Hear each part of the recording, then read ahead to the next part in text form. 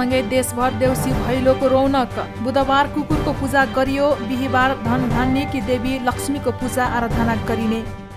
बुधबार कुकुरको पूजा गरेर कुकुर तिहार मनाइएको छ। यमपञ्चकको दोस्रो दिन बुधबार घर घरमा कुकुरको पूजा गरेर मनाइएको हो। आजको दिन कुकुरलाई मिठो मिठो परिकार खुवाई फूलमाला लगाएर पूजा गर्ने प्रचलन रहँदै आएको छ। हरेक वर्ष कार्तिक कृष्ण चतुर्दशीका दिन कुकुरको पूजा गरिँदै आइएको छ। नेपाल पञ्चाङ्ग निर्णायक समितिले बिहान 7 बजेर 14 मिनट पछि कुकुरको पूजा गर्ने साइत दिएको थियो। सोही अनुसार पूजा गरिएको छ। घरको सुरक्षाको निम्ति कुकुर पाल्ने गरिएको छ। नेपालको पहाडी भूभागमा त एक घर एक कुकुर अनिवार्य जस्तै रहेको देख्न सकिन्छ। बुधबारकै दिन नेपाल प्रहरी केनाइन महाशाखाले कुकुरको पूजा आज सम्पन्न गरेको छ। प्रहरी अनुसन्धानमा कुकुरको भूमिका निकै नै महत्वपूर्ण मानिने गरिएको छ। विभिन्न प्रकारका जटिल अनुसन्धानमा पनि कुकुरलाई समावेश गराउने गरिएको छ। महाशाखाले कुकुरको सम्मानमा आजको दिनमा विभिन्न प्रकारका खेल खेलाएर तथा खानपान गराएको नेपाल प्रहरी केनाइन महाशाखा प्रमुख वरिष्ठ प्रहरी उपरीक्षक डाक्टर देउती गुरुङले बताए। कुनै ठाउँमा बम लगायतका शंकास्पद वस्तुहरू भेटेमा पहिलो अनुसन्धानमै कुकुर समावेश हुने भन्दै उनले अनुसन्धानमा कुकुरले निकै नै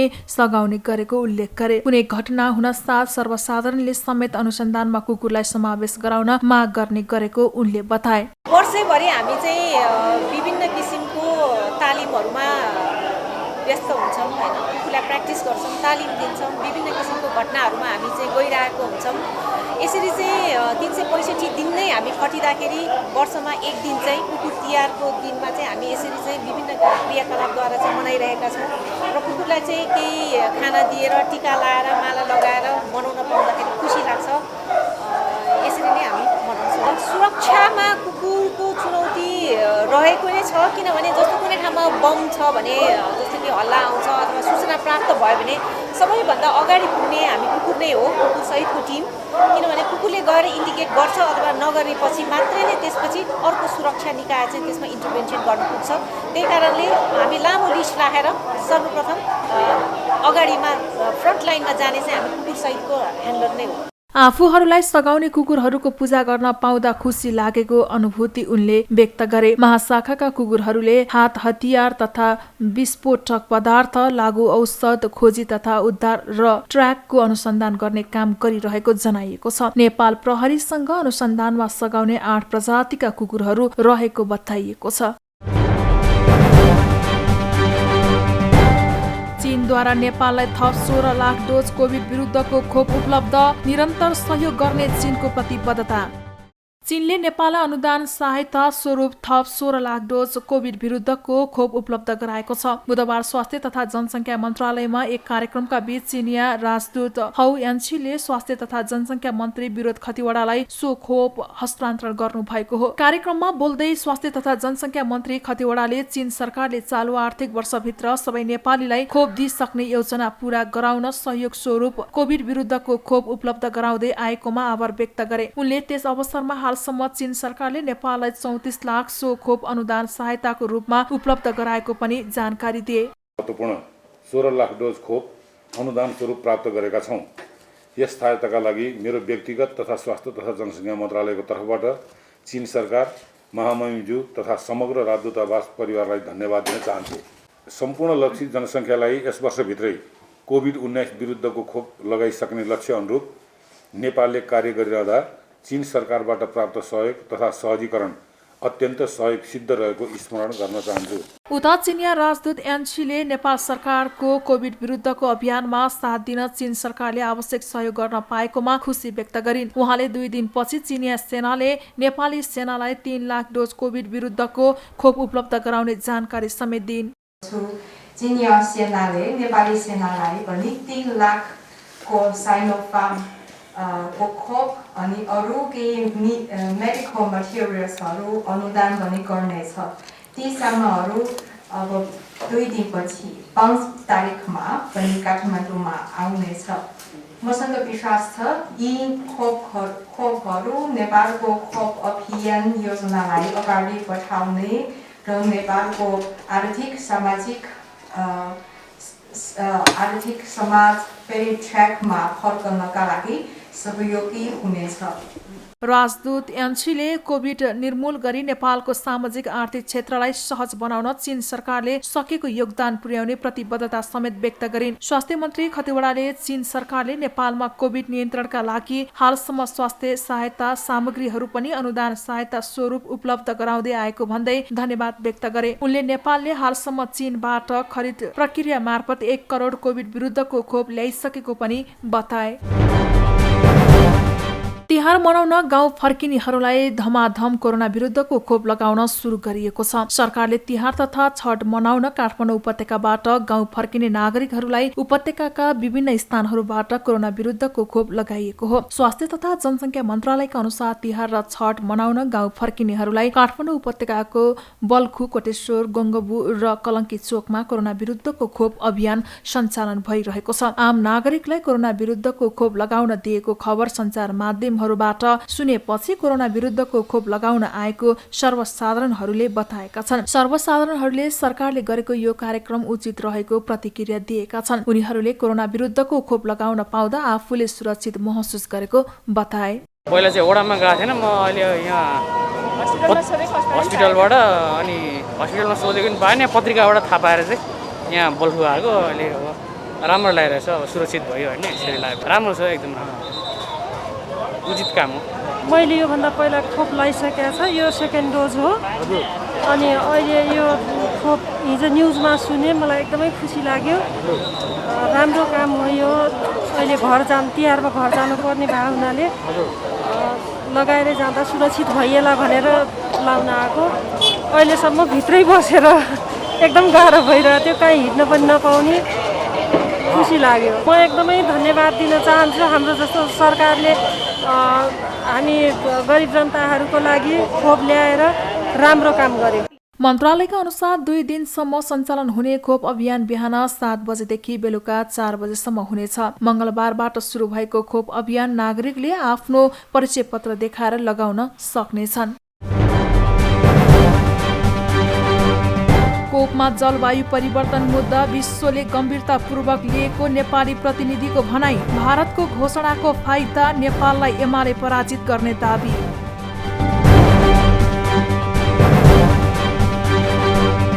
आसन्न तिनै तहको निर्वाचनमा एमालेलाई पराजित गर्ने कांग्रेस नेता थापाको भनाई। अदालत विवादको कारण पनि ओली भएको जिकिर। नेपाली कांग्रेसका नेता गगन कुमार थापाले आसन्न 3 तहकै निर्वाचनमा प्रमुख प्रतिपक्ष नेकपा एमालेलाई पराजित गर्ने दावी गरेका छन्। कांग्रेसको भक्तपुर सूर्य विनायक नगरपालिका 4 ले बुधबार आयोजना गरेको चियापान कार्यक्रममा नेता थापाले एमालेलाई केन्द्रदेखि स्थानीय तहसम्म निर्वाचनमा बढाल्ने दावी गरेका हुन्। उनले 5 वर्षका लागि शासन सञ्चालन गर्न जनमत पाएको एमालेले मुलुकलाई अस्थिरतातर्फ धकेलेको आरोप लगाए। 74 सालमा पूर्व प्रधानमन्त्री श्री केपी शर्मा ओलीको नेतृत्वमा सरकार बन्दै गर्दा न त्यस्तो सरकार जुद्ध शमशेरको थियो, न त्यस्तो सरकार चन्द्र शमशेरको थियो, न त्यस्तो सरकार विश्वेश्वर प्रसादको थियो, न गिरिजा प्रसादको थियो। मैले भनेको अनुकूलताको सरकार। घरभित्र अनुकूलता, घर बाहिर अनुकूलता, संसदमा प्रचण्ड बहुमत, दलभित्रको आफू अध्यक्ष, त्यत्रो ठुलो र जति पनि अप्ठ्यारा थिए ती सबै अप्ठ्याराको सम्बोधन भएको, गिरिजा प्रसादको नेतृत्वमा शान्ति प्रक्रिया, सुशील कोइरालाको नेतृत्वमा संविधान निर्माण, शेरबहादुरको नेतृत्वमा निर्वाचन, सबै कुरा सम्पन्न भएर फेरि एउटा नयाँ मौका नेपालले प्राप्त गर्यो। 135 वर्ष खेर फालेको जस्तै, 30 वर्ष खेर फालेको जस्तै यो पटक खेर फाल्नु हुँदैन भन्ने हाम्रो कुरा भयो। म अहिले पनि सम्झन्छु संसदको पहिलो दिन, संसदको यस्तै रोस्टममा उभिएर प्रधानमन्त्री ओलीलाई बधाई दिँदै गर्दाखेरि भनेको कुरा अहिले पनि सम्झन्छु। मनभित्र कता कता डर थियो। आफ्नो पार्टी चुनाव हारेर आएको थियो, जम्मा 23 जना चुनाव जितेर गएको संसद हो हाम्रो यो। तर पनि उनलाई बधाई दिन उभिँदै गर्दाखेरि म भित्रको नेपाली नागरिक त्यो बेलामा बोलिरहेको थियो र उहाँलाई शुभकामना दिँदै गर्दा भनिरहेको थियो, यो 5 वर्ष खेर नफाल्नुहोस्। केन्द्रदेखि सबै प्रदेश सरकार गुमाएको एमालेले कांग्रेस नेतृत्वको गठबन्धन सरकारलाई ढालिदिने धम्की दिनु हास्यास्पद भएको नेता थापाले बताए। नेता थापाले 3 वर्षमा एमाले अध्यक्ष केपी शर्मा ओली नेतृत्वको सरकारले देशमा भद्रगोल अवस्था सिर्जना गरेको जिकिर गरे। सर्वोच्च अदालतमा देखिएको विवादको कारक पनि ओली सरकार भएको नेता थापाको दावी छ। अहिले शेरबहादुर देउवाको नेतृत्वमा सरकार छ। 1 वर्षपछि चुनाव गर्नुपर्ने छ। 3टा पार्टी मिलाएर चुनाव बनाएका छौँ। यसलाई मन्त्री बनायो, माथि टाउकोतिर छोप्न खोज्यो, खुट्टा देखिन्छ। खुट्टा छोप्न खोज्यो टाउको देखिन्छ, यसलाई मिलाए त्यो भड्किन्छ, त्यसलाई मिलाए त्यो भड्किन्छ। अलिकति परसम्म सोचेर काम गरौँ, अलि पछि चुनाव आउन लागिसक्यो। त्यस कारणले गर्दा त हामीले के खोजेको, त्यस कारणले गर्दा हामीले एउटा पार्टीको सरकार खोजेको, बलियो सरकार खोजेको। किन? उसले अलिकति आँट गर्छ, उसले कम लोभ गर्छ, अलि पछाडिसम्मको हेर्न सक्छ। नेपालमा हामी कुनै पनि विकास निर्माणको काम गऱ्यो भने के भन्छौँ हामी? अघि भडेल मन्त्रीजीले भन्नुभयो, म यसरी अध्यक्षजीमा गएँ, निर्माण व्यवसायको कुरा छ, यो छ त्यो छ, अनेकन समस्या छ। हामी के भन्छौँ?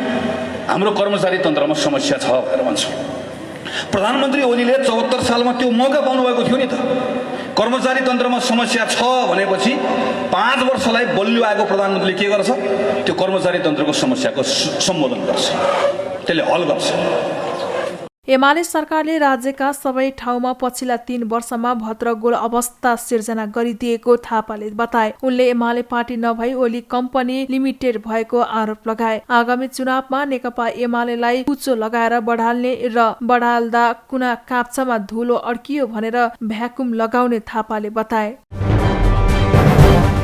पूर्व प्रधान न्यायाधीश कल्याण श्रेष्ठले नेपालको प्रजातन्त्र कम्पनीको रूपमा विकसित भएको बताएका छन्। बुधबार काठमाडौँमा आयोजित नेपालको राजनैतिक सन्दर्भ घटनाक्रमहरूको सङ्गालो पुस्तक विमोचन कार्यक्रममा पूर्व प्रधान न्यायाधीश श्रेष्ठले नेपालको प्रजातन्त्र कम्पनीको रूपमा विकसित भएको टिप्पणी गरेका हुन्। उनले प्रजातन्त्र दलहरूको बाँडफाँडमा परेको बताउनुभयो। राजनैतिक दलहरूले हरेक विषयको निर्णय गर्दाखेरि आफ्नो भागमा के पर्छ भन्ने स्वार्थले हेर्ने गरेको उनले धारणा राखे। प्रजातन्त्र जनतालाई नभई केवल दलहरूलाई मात्रै आएको उनको भनाइ छ। म अस्ति एक ठाउँमा भन्दै थिएँ, डेमोक्रेसी कम्पनीको रूपमा विकसित भयो। डेमोक्रेसी चाहिँ पब्लिक गुडको रूपमा, सार्वजनिक सेवाको रूपमा होइन कि कम्पनीको रूपमा विकसित हुनेको छ। यो कल्चरको रूपमा विकसित हुनुपर्ने, संस्कारको रूपमा विकसित हुनुपर्ने, यो त एउटा जिन्दगीको दैनिक व्यवहारको रूपमा विकसित हुनुपर्ने प्रजातन्त्र दलहरूको माझमा बाँडफाँडमा परेको प्रजातन्त्र छ। मैले के भन्नु, हरेक जुनसुकै निर्णय, आज न्यायपालिकाको कुरा गरौँ वा जुनसुकै कुरा गरौँ, जुनसुकै महत्त्वपूर्ण निर्णायक क्षण, एमसिसी भन्नु कि जेसुकै भन्नुहोस्, जुनसुकै निर्णायक क्षणमा पुग्दाखेरि दललाई सोध्यो भने दुईटा कुराले उसलाई गाइड गरेको जस्तो लाग्छ। हुन त यो आरोप जस्तो लाग्ला, म माफी चाहन्छु, यसको अन्यथा असर पर्न गएछ भने म के भन्छु भने हरेक कुनै एउटा विचारणीय बिन्दु राष्ट्रलाई, प्रजातन्त्रको लागि, जनजीविकाको लागि सरोकार पर्ने विषय आएछ भने पनि दलले सोच्ने कुरा के भने मेरो भागमा के पर्छ। पहिलो प्रश्न त्यो हेर, मेरो भागमा के हो, यो आएर के हुन्छ, मलाई के हुन्छ, पहिलो प्रश्न।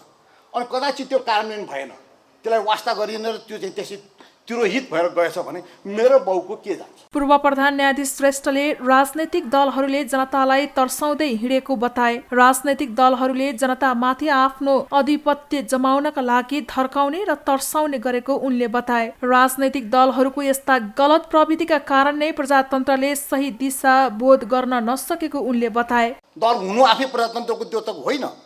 प्रजातन्त्रबाट जनताले के पाए, हक अधिकारको संरक्षण भयो कि भएन, न्याय पाए कि पाएन, जीवन स्तरमा सुधार भयो कि भएन, जीविकाका माध्यमहरू बढ्यो कि बढेनन्, यी कुराहरू हुन् र ती निर्णय प्रक्रियामा जनताको सहभागितालाई आह्वान गर्नुपर्ने हो। अहिले कस्तो भयो भने दलहरू चाहिँ अलि बलिया बलिया दलहरू निस्केका छन् र जनता तर्साउँदै हिँडेका छन्।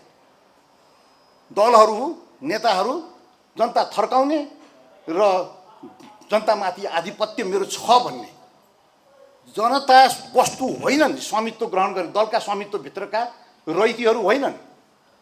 दलहरू अन्ततः फेरि सार्वभौम भनेको दल जनतै हुन्, तर सार्वभौमिक जनतालाई हामीले के गरेको भने जनता थर्काउने, जनता तर्साउने, जनता हप्काउने, जनता पन्छाउने र आफ्नो अहमियतलाई स्थापना गर्ने यो चेष्टा र यो संस्कारबाट वशीभूत भएर हाम्रो प्रजातन्त्रले जसरी गति लिनुपर्ने हो, जसरी दिशाबोध गर्नुपर्ने हो, जसरी सेवा र सुविधाहरू यसले चाहिँ उत्पादन गरेर जनतालाई लाभान्वित गर्नुपर्ने हो। उनले वर्तमान संविधानको कार्यान्वयन गर्नका लागि राज्य आर्थिक रूपले सुदृढ हुनुपर्ने बताए। आर्थिक रूपमा सक्षम नहुन्जेलसम्म संविधानको कार्यान्वयन गर्न नसकिने उनले उल्लेख गरे। देश विकासको लागि व्यक्ति तथा राज्यले वचन गर्ने बानीको विकास गर्नुपर्ने र फजुल खर्च गर्नु नहुनेमा ध्यान आकर्षण गराए। नेपालमा उपभोक्तावादी संस्कृतिका कारण अर्थतन्त्र दरिलो हुन नसकेको भन्दै उपभोक्तावादी संस्कार त्याग्नुपर्ने बताए। हामी लगानी गर्नलाई त बचत चाहिन्छ नि, यो संविधान महँगो छ कार्यान्वयन गर्नलाई। 31वटा हक छ, हरेक हक चाहिँ अरब डलरका हक हुन्, अरबौँ लाग्छ हरेक हकलाई। यो संविधान बमोजिमको हक चाहिँ जनताले साँच्चै दिने हो भने हामीले विकासको चरम उत्कर्षमा पुग्नुपर्नेछ। प्रशस्त राजस्व हामीले चाहिँ बचत गर्नुपर्नेछ र संविधान कार्यान्वयनमा लगाउनु पर्नेछ। ऋण लिएर संविधान कार्यान्वयन गर्न सक्छौँ, सम्भव छ। त्यस कारणले हामी के भन्दैछौँ भने संविधानको कार्यान्वयन भएन, कार्यान्वयन हुने त छाँटै छैन, औकातै छैन। साधारण खर्चमा जसको अर्थतन्त्र समाप्त हुन्छ, जसको बचतै छैन, व्यक्तिगत रूपमा पनि बचत छैन, राष्ट्रको पनि बचत छैन। बचतै नभएको चाहिँ व्यक्तिले आफ्नो खर्च आफ्नो विकास के गर्छ, बचतै नभएको चाहिँ राष्ट्रले पनि समाजको उन्नतिलाई के गर्छ। त्यस्तो चरम उपभोक्ता कलेसिका बजारमा हेर्नु होला, नचाहिने गरी लुगाको डुङ्गुर छ, नचाहिने गरी चाहिँ छन् यो त फेसनका लुगाहरू छ। हामीलाई चाहिने भन्दा बढी चाहिने लुगा किनेर बसेका छौँ, चाहिने भन्दा बढी सामग्री जुटेर बसेका छौँ र धाक लगाउनलाई हामीले पुगेको छ।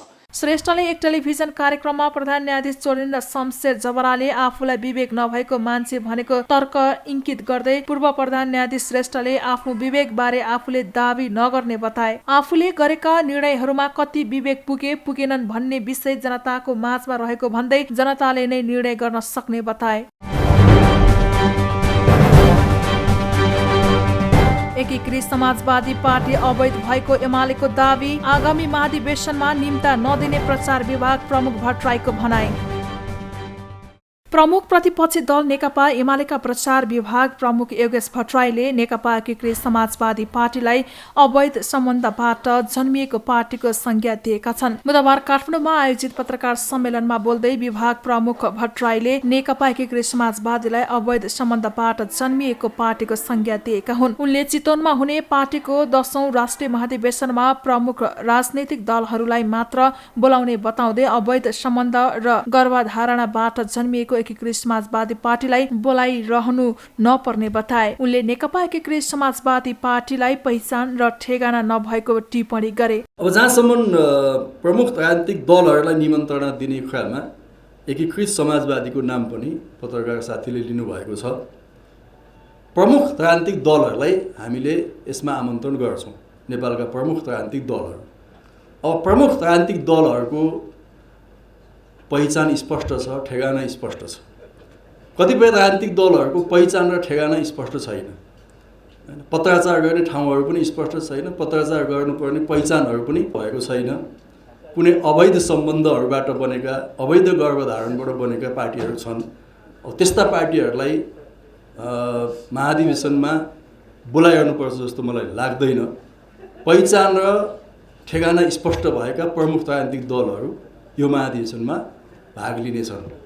प्रचार विभाग प्रमुख भट्टराईले गठबन्धन सरकारका कारण मुलुकमा संविधान मिचिएको र संवैधानिक अङ्गहरूमाथि हस्तक्षेप भएको बताए। उहाँले गठबन्धन सरकारले संवैधानिक अङ्गहरूमा स्वेच्छाचारिताको गम्भीर प्रश्न उठेको बताउँदै शक्तिहरूको स्वार्थमा देशमा राजनैतिक अस्थिरता पैदा गरेको आरोप लगाए। आज मुलुकमा जुन खालको एउटा राजनीतिक अनिश्चयको स्थिति पैदा भइरहेको छ, संविधान मिचिँदैछ, संवैधानिक अङ्गहरूमाथि एक किसिमले भन्ने हो भने कार्यपालिकाको हस्तक्षेप बढिरहेको छ, संवैधानिक अङ्गहरूमा स्वेच्छाचारिता बढिरहेको छ, अराजकता बढिरहेको छ। त्यसले एउटा संविधान र लोकतान्त्रिक प्रक्रियामाथि नै गम्भीर प्रश्नहरू उठिरहेका छन् अहिलेको यो गठबन्धन सरकार बनेपछि।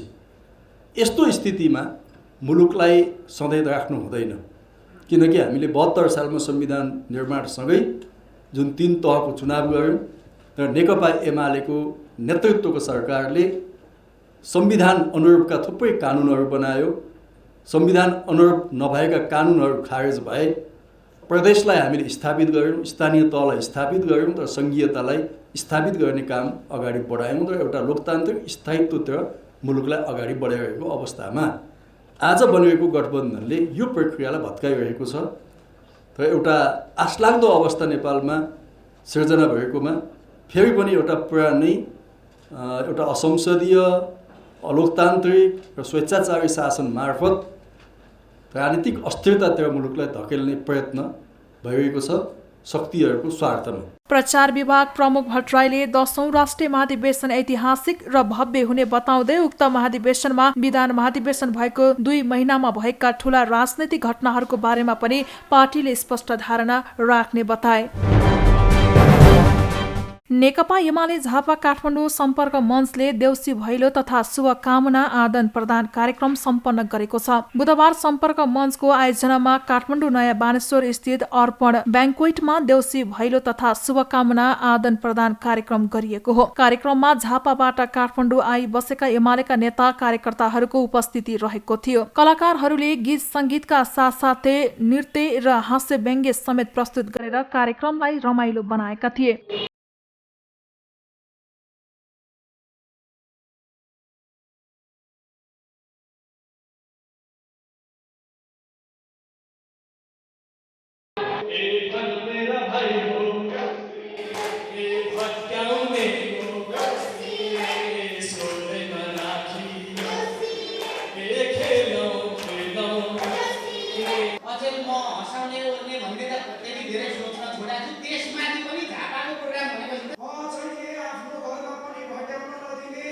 कलाकारहरूले देउसी भैलो कार्यक्रममा नेताहरूमाथि व्यङ्ग्य कस्न पनि भ्याएका थिए।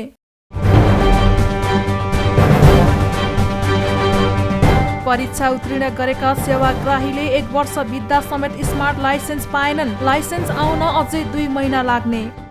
सवारी चालक अनुमति पत्र लाइसेन्सको परीक्षा उत्तीर्ण गरेका सेवाग्राहीले 1 वर्ष बित्दा समेत स्मार्ट लाइसेन्स हात पार्न सकेका छैनन्। लाइसेन्सको परीक्षा उत्तीर्ण गरेका 7 लाख सेवाग्राहीले 1 वर्ष बित्दा समेत स्मार्ट लाइसेन्स हात पार्न नसकेका हुन्। यातायात व्यवस्था विभागले गत वर्षको भदौ महिनादेखि स्मार्ट लाइसेन्स वितरणको काम बन्द गरेको छ। तर कोभिड लगायतका कारण कार्ड खरिद गर्न नसकेको बहानाबाजी गर्दै विभागले हालसम्म पनि स्मार्ट लाइसेन्स वितरण गर्न सकेको छैन। विभागका प्रवक्ता डाक्टर लोकनाथ भूषालका अनुसार स्मार्ट लाइसेन्स आउन अझै 2 महिना लाग्नेछ। विदेश जाने र अति आवश्यक भएकाको हकमा भने लाइसेन्स वितरणको काम सुचारू नै छ। विभागका प्रवक्ता भूषालले सबै खरिद प्रक्रिया सम्पन्न भइसकेकाले अबको 2 महिनाभित्र सबै काम सम्पन्न गरी वितरण गर्ने तयारी गरेको बताउनुभयो। उनले 14 लाख स्मार्ट कार्ड आएसँगै 3 शिफ्टमा छपाईको काम गरेर भए पनि वितरण गर्ने बताए। हामीले खासमा गत सालको भदौपछि यो चाहिँ मास प्रिन्ट गर्ने लाइसेन्सको प्रिन्ट स्मार्ट कार्डको प्रिन्ट गर्ने काम लगभग रोकिएको छ। अलिकति जरुरी भएको विदेश जानलाई अड्किएको, यस्तो विदेशमा त्यही नेपालकै ड्राइभिङ लाइसेन्सको आधारमा उता नोकरी जागिर गर्नेहरूलाई बाहेक हामीले चाहिँ अरूको अहिले बिचमा लाइसेन्स प्रिन्ट गरेका छैनौँ। अब त्यस कारण के भने हामीसँग कार्ड नभएर त्यो स्मार्ट कार्ड चाहिँ विदेशबाट खरिद गर्नुपर्ने, त्यो खरिदको प्रक्रिया लामो भयो। फेरि यो 2टा कम्पनी भयो बिचमा, र यो बिचमा फेरि यो कोभिडको कारणले गर्दाखेरि हामीले खरिद गर्ने उताका अफिसहरूमा पनि लामो समयसम्म लकडाउन भयो। उता फ्रान्सको कम्पनीमा पनि, यता इन्डियाको सिस्टम प्रोभाइड गर्ने कम्पनीमा पनि कतिलाई कोभिड भयो त्यहीँकै कर्मचारीहरूलाई। त्यस कारणले गर्दाखेरि पनि अलिकति खरिद प्रक्रिया लम्बियो।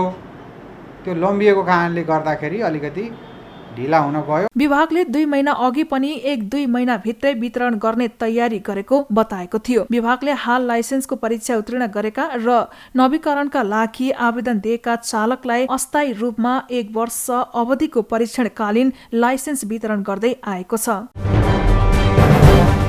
पूर्व प्रधान न्यायाधीश कल्याण श्रेष्ठले नेपालको प्रजातन्त्र कम्पनीको रूपमा विकसित भएको बताएका छन्। बुधबार काठमाडौँमा आयोजित नेपालको राजनैतिक सन्दर्भ घटनाक्रमहरूको सङ्गालो पुस्तक विमोचन कार्यक्रममा पूर्व प्रधान न्यायाधीश श्रेष्ठले नेपालको प्रजातन्त्र कम्पनीको रूपमा विकसित भएको टिप्पणी गरेका हुन्। उनले प्रजातन्त्र दलहरूको बाँडफाँडमा परेको बताउनुभयो। राजनैतिक दलहरूले हरेक विषयको निर्णय गर्दाखेरि आफ्नो भागमा के पर्छ भन्ने स्वार्थले हेर्ने गरेको उनले धारणा राखे। प्रजातन्त्र जनतालाई नभई केवल दलहरूलाई मात्रै आएको उनको भनाइ छ।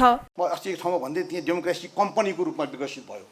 डेमोक्रेसी चाहिँ पब्लिक गुडको रूपमा, सार्वजनिक सेवाको रूपमा होइन कि कम्पनीको रूपमा विकसित हुनेको छ। यो कल्चरको रूपमा विकसित हुनुपर्ने, संस्कारको रूपमा विकसित हुनुपर्ने, एउटा जिन्दगीको दैनिक व्यवहारको रूपमा विकसित हुनुपर्ने प्रजातन्त्र दलहरूको माझमा बाँडफाँडमा परेको प्रजातन्त्र छ।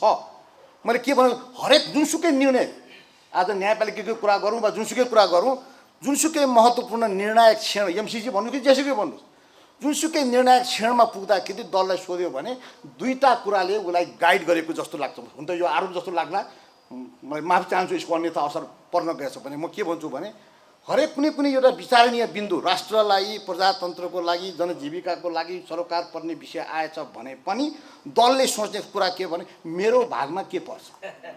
पहिलो प्रश्न त्यो हेर, मेरो भागमा के हो, यो आएर के हुन्छ, मलाई के हुन्छ, पहिलो प्रश्न। अनि कदाचित त्यो कार्यान्वयन भएन, त्यसलाई वास्ता गरिएन र त्यो चाहिँ त्यसै तिरोहित भएर गएछ भने मेरो बाउको के जान्छ। पूर्व प्रधान न्यायाधीश श्रेष्ठले राजनैतिक दलहरूले जनतालाई तर्साउँदै हिँडेको बताए। राजनैतिक दलहरूले जनतामाथि आफ्नो आधिपत्य जमाउनका लागि धर्काउने र तर्साउने गरेको उनले बताए। राजनैतिक दलहरूको यस्ता गलत प्रविधिका कारण नै प्रजातन्त्रले सही दिशा बोध गर्न नसकेको उनले बताए। दल हुनु आफै प्रजातन्त्रको द्योतक होइन। प्रजातन्त्रबाट जनताले के पाए, हक अधिकारको संरक्षण भयो कि भएन, न्याय पाए कि पाएन, जीवन स्तरमा सुधार भयो कि भएन, जीविकाका माध्यमहरू बढ्यो कि बढेनन्, यी कुराहरू हुन् र ती निर्णय प्रक्रियामा जनताको सहभागितालाई आह्वान गर्नुपर्ने हो। अहिले कस्तो भयो भने दलहरू चाहिँ अलि बलिया बलिया दलहरू निस्केका छन् र जनता तर्साउँदै हिँडेका छन्। दलहरू, नेताहरू जनता थर्काउने र जनतामाथि आधिपत्य मेरो छ भन्ने, जनता वस्तु होइनन् स्वामित्व ग्रहण गर्ने, दलका स्वामित्वभित्रका रैतीहरू होइनन्। दलहरू अन्ततः फेरि सार्वभौम भनेको दल जनतै हुन्, तर सार्वभौमिक जनतालाई हामीले के गरेको भने जनता थर्काउने, जनता तर्साउने, जनता हप्काउने, जनता पन्छाउने र आफ्नो अहमियतलाई स्थापना गर्ने यो चेष्टा र यो संस्कारबाट वशीभूत भएर हाम्रो प्रजातन्त्रले जसरी गति लिनुपर्ने हो, जसरी दिशाबोध गर्नुपर्ने हो, जसरी सेवा र सुविधाहरू यसले चाहिँ उत्पादन गरेर जनतालाई लाभान्वित गर्नुपर्ने हो। उनले वर्तमान संविधानको कार्यान्वयन गर्नका लागि राज्य आर्थिक रूपले सुदृढ हुनुपर्ने बताए। आर्थिक रूपमा सक्षम नहुन्जेलसम्म संविधानको कार्यान्वयन गर्न नसकिने उनले उल्लेख गरे। देश विकासको लागि व्यक्ति तथा राज्यले वचन गर्ने बानीको विकास गर्नुपर्ने र फजुल खर्च गर्नु नहुनेमा ध्यान आकर्षण गराए। नेपालमा उपभोक्तावादी संस्कृतिका कारण अर्थतन्त्र दरिलो हुन नसकेको भन्दै उपभोक्तावादी संस्कार त्याग्नुपर्ने बताए। हामी लगानी गर्नलाई त बचत चाहिन्छ नि, यो संविधान महँगो छ कार्यान्वयन गर्नलाई। 31वटा हक छ, हरेक हक चाहिँ अरब डलरका हक हुन्, अरबौँ लाग्छ हरेक हकलाई। यो संविधान बमोजिमको हक चाहिँ जनताले साँच्चै दिने हो भने हामीले विकासको चरम उत्कर्षमा पुग्नुपर्ने छ। प्रशस्त राजस्व हामीले चाहिँ बचत गर्नुपर्ने छ र संविधान कार्यान्वयनमा लगाउनु पर्ने छ। ऋण लिएर संविधान कार्यान्वयन गर्न सक्छौँ, सम्भव छ। त्यस कारणले हामी के भन्दैछौँ, संविधानको कार्यान्वयन भएन, कार्यान्वयन हुने त छाँटै छैन, औकातै छैन।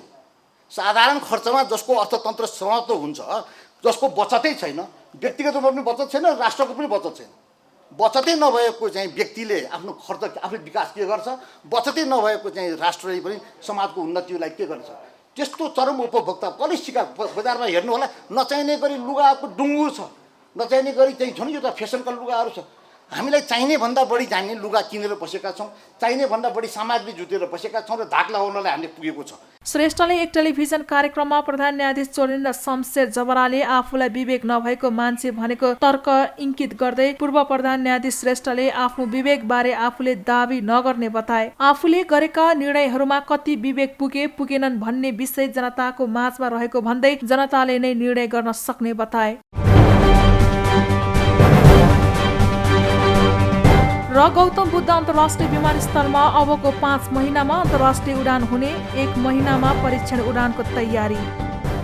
नेपाल नागरिक उड्डयन प्राधिकरणका महानिर्देशक राजकुमार छेत्रीले गौतम बुद्ध अन्तर्राष्ट्रिय विमानस्थलमा अबको 5 महिनामा अन्तर्राष्ट्रिय उडान हुने बताएका छन्। महानिर्देशक छेत्रीले गौतम बुद्ध अन्तर्राष्ट्रिय विमानस्थलको टेक्निकल स्टाटस, प्राविधिक स्थितिको काम लगभग सकिसकेको बताउँदै अबको 5 महिनामा अन्तर्राष्ट्रिय उडान हुने बताएका हुन्। उनले अबको 1 महिनामा क्यालिब्रेसन फ्लाइट परीक्षण उडान गर्ने र त्यसबीचमा आफ्ना आन्तरिक गृह कार्य सम्पन्न गर्ने लक्ष्य लिएको बताए।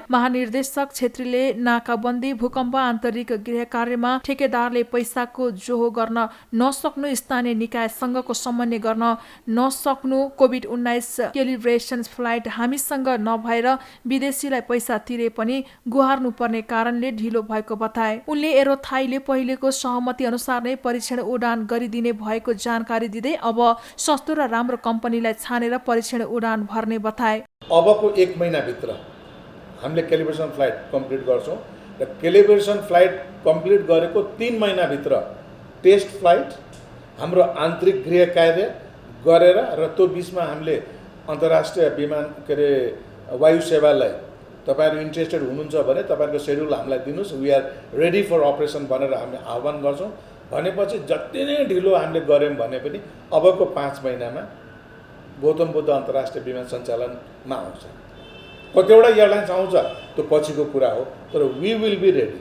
महानिर्देशक छेत्रीले पोखरा अन्तर्राष्ट्रिय विमानस्थलको फिजिकल इन्फ्रास्ट्रक्चरको काम 80% सकिएको बताए। उनले सरकारले रिट्टे पानी डाँडा काट्ने काम गरिदिए र ल्यान्डफिल बनाइदिए। अबको 6 महिनामा परीक्षण उडान हुने बताउँदै 1 वर्षभित्र पोखरा अन्तर्राष्ट्रिय विमानस्थलमा पनि अन्तर्राष्ट्रिय उडान भर्न सकिने बताए। महानिर्देशक छेत्रीले युरोपियन युनियन EUले नेपालको एयरलाइन्सलाई ब्ल्याक लिस्ट कालो सूचीमा राखेकोले त्यसबाट हटाउन आफ्नो नेतृत्वमा काम भइरहेको बताए। उनले आफ्नो कार्यकालमा गौतम बुद्ध अन्तर्राष्ट्रिय विमानस्थललाई सञ्चालनमा ल्याउने, पोखरा अन्तर्राष्ट्रिय विमानस्थललाई सञ्चालन योग्य बनाउने बताए। महानिर्देशक छेत्रीले आफ्नो पहलमा त्रिभुवन अन्तर्राष्ट्रिय विमानस्थलमा PCR टेस्ट गर्दा लाग्ने शुल्क 2000 बाट 1200 मा झारेको बताए। मेरो कार्यकालमा मैले हजुरको लोकप्रिय टेलिमार्फत भन्न चाहन्छु, कम्तीमा भैरवा विमानस्थललाई सञ्चालन योग्य म बनाउँछु, पोखरालाई एउटा ट्र्याकमा ल्याइदिन्छु। जुन अब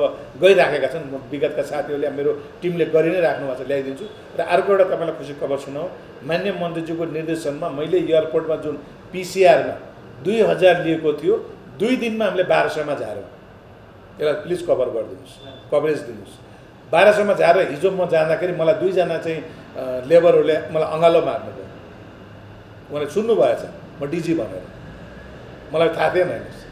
अनि मैले GMलाई लिएर जाँदाखेरि उहाँ DG हुनुहुन्छ। अस्ति मेरो टिभीमा हेर्नु भएको रहेछ, उहाँले मलाई अँगालो मार्नुभयो। सर 800 रुपियाँ घट्यो नि हजुरले गर्दा। मैले होइन, मान्य मन्त्रीजीको निर्देशन हो, हाम्रो टिमले भने मैले। महानिर्देशक छेत्रीले कोरोनाका कारणले काममा केही असर गरे पनि काम नरोकिएको बताए। पोखरा विमानस्थलमा भैरवा भन्दा राम्रो विमानस्थल बन्न लागेको र निकट भविष्यमै सञ्चालनमा आउने बताए। उनले निजगढ विमानस्थलको काम पनि सुरु भइसकेको र लगानीको जोहो कसरी गर्ने, कुन मोडलमा गर्ने भन्ने निर्णय गरे प्राधिकरण तयार रहेको बताए। महानिर्देशक छेत्रीले अहिले नेपालमा हरेक जिल्लामा विमानस्थल चाहिन्छ भन्ने कुरा विकास भएको पनि यो सम्भव नभएको बताए। अभिनेता राजेश हमाल आफैले स्वर दिएको म्युजिक भिडियो सार्वजनिक भएको छ। बुधबार काठमाडौँमा एक कार्यक्रमका बीच अभिनेता हमाल आफैले स्वर दिएको र आफ्नै अभिनय रहेको मन बुढो भएन नामक पहिलो म्युजिक भिडियो सार्वजनिक गरिएको हो। दीपक शर्माको गीत तथा संगीत तथा देवेन्द्र पाण्डेको निर्देशनमा तयार पारिएको म्युजिक भिडियोमा अभिनेता हमाल सँगै एलिना चौहान, सुभाष पुरी र बेनिसा पौडेलको पनि स्वर छ। कार्यक्रममा बोल्दै अभिनेता हमालले आफैले स्वर दिएको पहिलो म्युजिक भिडियो सार्वजनिक भएकोमा खुसी लागेको प्रतिक्रिया दिए। उहाँले आफू 5 कक्षासम्म पढ्दा गीत गाउने गरेको स्मरण गराउँदै आफूलाई गायक बनाउन सहयोग गर्नु भएको भन्दै गीतकार शर्मा र निर्देशक पाण्डे प्रति आभार व्यक्त गरे। स्वर मिलाएर गाएको चाहिँ मेरो यो पहिलो प्रयास हो, त्यसमा नि साथै पृथक प्रयास पनि हो। तर यसको श्रेय चाहिँ नि म सम्पूर्ण देवेन्द्र पाण्डेजी जसले चाहिँ नि यसलाई एकदमै उहाँले आत्मविश्वास गर्नुभयो कि होइन उहाँले गाउन सक्नुहुन्छ, उहाँलाई गाउँछु भनेर। अनि त्यसमाथि पनि अब उहाँ अलिकति म्युजिक भिडियोहरूमा चाहिँ नि अलिकति बेग्लै टाइलले प्रस्तुत गरौँ, विभिन्न कुराहरूमा चाहिँ नि एक्सपेरिमेन्ट गरौँ भन्ने किसिमकै विचार राख्नुहुन्छ। र उहाँसँग मेरो 2-4वटा म्युजिक भिडियोको चाहिँ नि अनुभव पनि छ। र अर्को श्रेय त दीपक शर्माजीलाई जान्छ, किनकि उहाँहरूले मलाई गीत गाउने भन्ने बित्तिकै मेरो पहिलो उत्तर त के थियो भने मैले गीत गाउने हुन त त्यस्तै खराब स्वर त होइन मेरो। म गीतको मामलामा चाहिँ मेरो पृष्ठभूमि कस्तो छ भने 5-6 क्लाससम्म चाहिँ नि म राम्रै गीत गाएछु कि जस्तो लाग्छ मलाई, किनकि मेरो त्यो स्कुलमा म्युजिक क्लास हुन्थ्यो। त्यो म्युजिक क्लासमा मलाई टिचरले जहिले पनि अगाडि राखेर गीत गाउन लाउँथ्यो क्या। त्यहाँदेखि त्यो सम्झिँदाखेरि सायद 5-6 क्लासमा चाहिँ मेरो आवाज ठिकै थियो कि जस्तो लागेको थियो। तर 7-8-9 क्लास पुगेपछि त्यो आवाज कहाँ गयो त्यस पश्चात चाहिँ मेरो गाउने अनुभवै रहेन र त्यो गाउने सक्छु भन्ने एक किसिमको आत्मविश्वास पनि रहेन। यता हमालसँगै अभिनय गरेकी रेशमा घिमिरेले राजेश हमालसँग अभिनय गर्न पाउनु आफ्नो लागि भाग्यको विषय भएको प्रतिक्रिया दिए। उनले सो अवसर प्रदान गरेकोमा म्युजिक भिडियोका निर्देशक पाण्डे सहितको टिमलाई पनि धन्यवाद दिए। सरसँग काम गर्नु भनेको मेरो भाग्यकै कुरा हो। सानैबाट हेरेको जस्ताको त्यस्तै हुनुहुन्छ सर, केही चेन्जेस छैन, केही नै चेन्जेस छैन सर। यो के राज हो सर, यसमा के राज छ भने प्लिज सेयर गरिदिनुहोस् न, म बाबालाई भन्छु। भिडियोमा अभिनेता हमाल र अभिनेत्री घिमिरेको जोडी जमेको देख्न सकिन्छ।